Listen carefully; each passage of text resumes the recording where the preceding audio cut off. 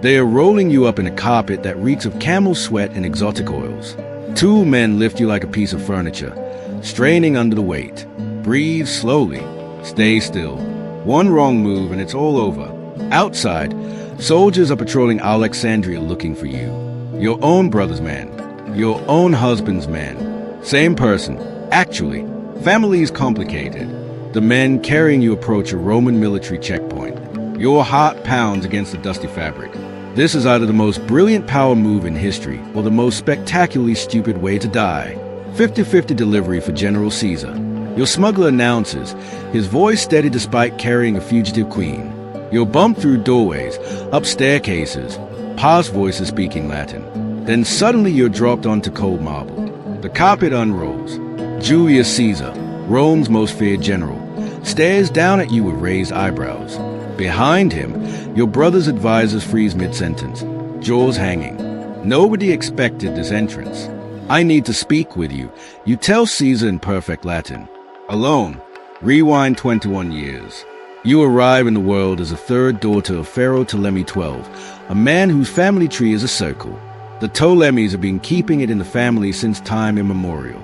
Your grandparents were siblings. Your great-grandparents too. Family reunions are just ordinary dinners. Your first words are in Greek. Your second words are threats to servants. By age 7, you speak 7 languages whilst other children are still eating sand. Each new tongue is another weapon in your arsenal. Why stab someone when you can insult their mother in their native language? At 10, you watch an angry mob chase your father out of Egypt. First lesson in politics. Popularity is fleeting. 3 years later, he returns with Roman backing. The very people who threw stones at him are now groveling at his feet. Second lesson, friends with sword beat enemies with principles. Your education isn't reading and arithmetic. It's learning to survive the world's most lethal family reunion. Your elder sister tried seizing the throne twice. She's dead now. Your other sister, Arsinoe, watches you at dinner with murder in her eyes. Only one of you will make it to the next chapter. Father dies when you're 18. His will pays you with your 10-year-old brother as co-rulers, and also as husband and wife, because nothing's a stable government quite like marrying someone who still wets the bed. The boy could barely feed himself, but now is your king and your husband. Ancient Egypt, where keeping it in the family is literally the law. 3 months in, your brother's advisors stage a coup. The king has decided to rule alone, announces the head snake, surrounded by guards. You're wearing enough jewelry to sink a battleship, and have precisely 0 allies in the room. No pressure. Naturally. You don't panic.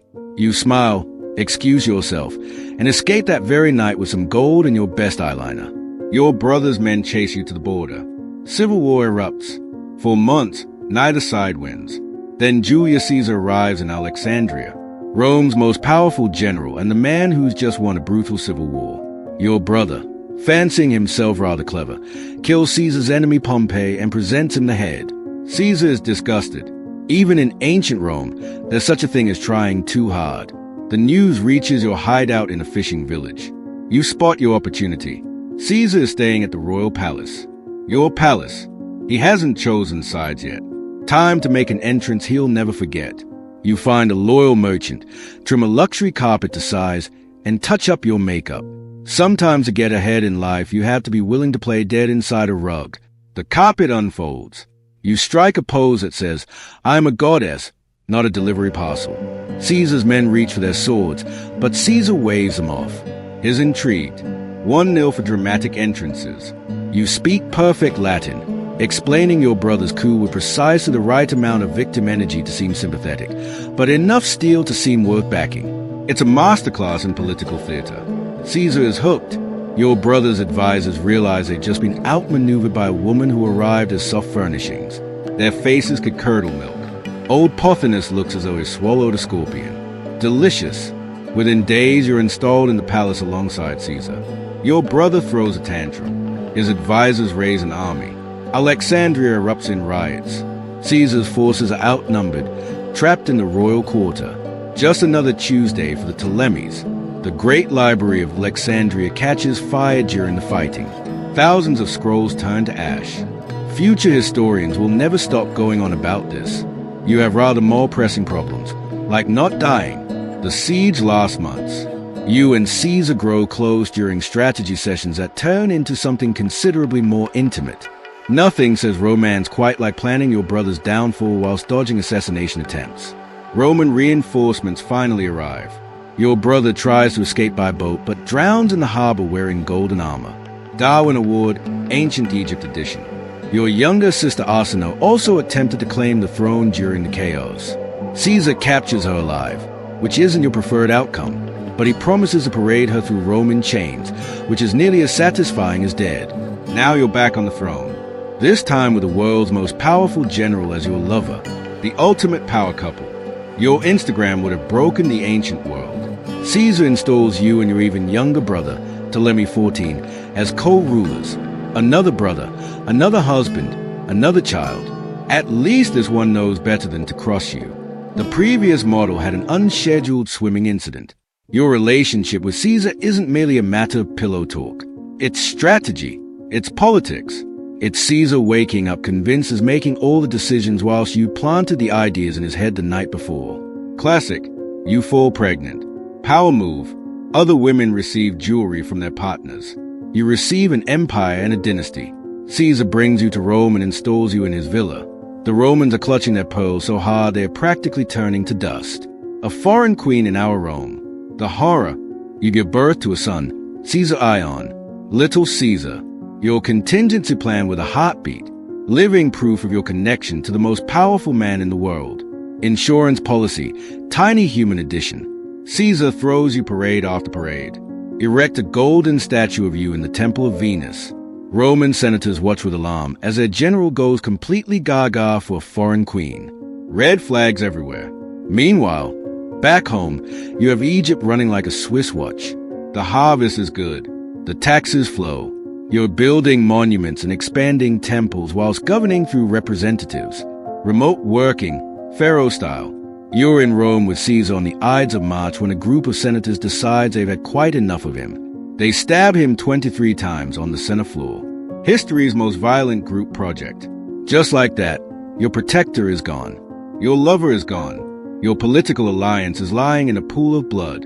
The very same senators are eyeing you as though you're next.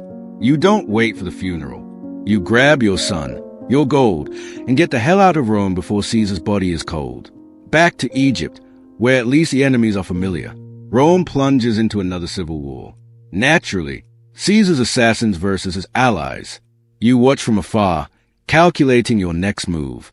Your son is Caesar's only living child. But Rome will never accept an Egyptian king with a foreign mother. You need a new Roman ally. Someone powerful. Someone manageable. Someone like Caesar's right-hand man, Mark Antony. Time to reapply that eyeliner. Mark Antony and Octavian, Caesar's adopted son, divide the Roman world between them. Antony gets the east, which includes your neighborhood. He summons you to meet him in Tarsus. Power move. You leave him on read for weeks. When you finally decide to show up, you don't merely arrive. You make an entrance that would make Beyoncé look as though she barely made an effort. You sail up the river on a golden barge with purple sails, dressed as Aphrodite, silver-leafed oars, perfumed winds, servants dressed as cherubs. A touch much? Antony, waiting on the dock like a spare part, watches his masculinity evaporate in real time. The man who fought his way through Gaul is now giggling like a teenager. Mission accomplished. You invite him to dinner, then another, each feast more extravagant than the last. Antony thinks of seducing you. Meanwhile, you're 3 moves ahead and already selecting his future job title, Cleopatra's butler. His own soldiers start calling him Cleopatra's butler. Ouch! Unlike Caesar, the calculated political genius, Antony is more of a lad with an army. All muscle, swagger, and drinking stories. But he controls half the Roman world. So you work with what you've got. You get together. It's business and pleasure. Mostly business for you. Mostly pleasure for him. You've done this dance before with a better partner, but the tune remains the same. Antony needs Egyptian grain and gold for his military campaigns. You need Roman muscle to secure your throne. Perfect match. You become his official companion despite his marriage to Octavian's sister back in Rome. Awkward family Christmases ahead. You fall pregnant again. Twins this time. Overachiever. You name them Alexander, Alios, and Cleopatra Selene. Sun and moon. Subtle.